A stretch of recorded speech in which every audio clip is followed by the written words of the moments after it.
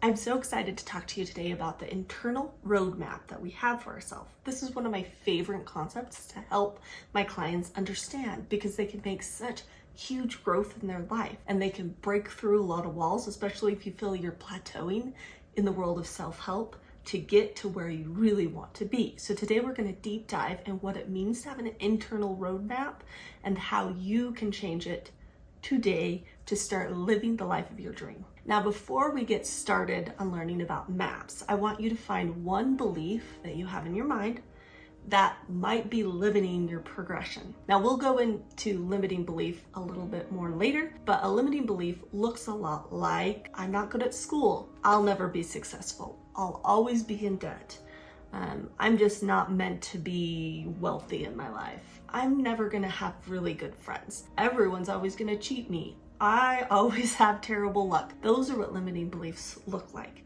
And the more true it feels when you say it, the more it is limiting you in your life. Now imagine you're in New York City.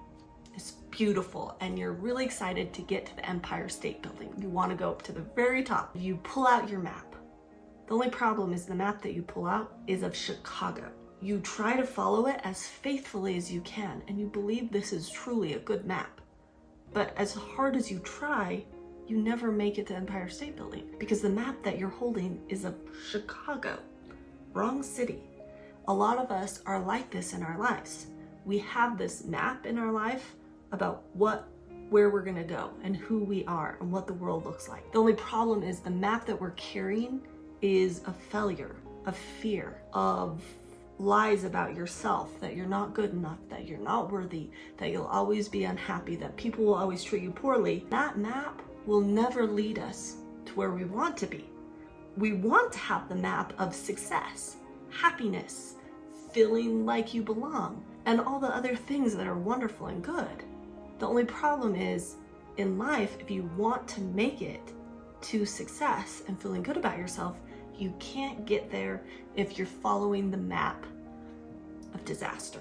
Now, to illustrate this point better, let me tell you about my younger self. My younger self used to think I was terrible at math. My mom would say things like, ooh, you're actually really good at math, you always have been, and I would be like, no, you're lying. I'm terrible at math, I hate this, it's so boring. Then I got into high school and I was able to take math from a really great teacher. She required zero homework and we were only graded on a couple tests we had to take. So I didn't have to do any homework. And I realized the only reason I hated math was like I couldn't handle the repetition of doing homework forever. And so being able just to study a little before each test, I did really great at math. And I actually got like an A. And it was crazy because I hadn't changed, just my beliefs about math changed. And I found what was true. I really was good at math. I found also another truth. I really didn't like the repetition and I got bored when I did homework, and that's why I thought I was always bad at math. So if we can examine our lives and find out what is really true, we can start to find what we want true. We can bend what is true and start writing our map the way we want it to be. To further illustrate this internal map, let me tell you a story. So my husband, when he was very young, there was a recession in the small town that we live, and his parents didn't have a lot of money at that particular time. His shoes were duct taped together when he was in kindergarten. The teacher one day called him out and said that he was from a poor family and people needed to be nice to him because of that. He was so irate because of this comment, and inwardly, he had a choice for his map. He could have picked, I am poor and I will always be poor and people will always judge me because of it. But he chose, I'm never gonna let someone call me poor again. And he worked very hard and became a successful career person. And now he is known for being financially successful. So what is it? Is it our circumstances that make our map, or what we choose to internalize and believe? This isn't just about the examples I shared. This is actually about you. What in your life right now would you like to rewrite the map of? What's one belief that you believe to be true right now that if it changed, would change the direction of your life? Now here's your challenge. I want you to find one limiting belief that you believe in right now about yourself. One belief that is stopping you from being successful.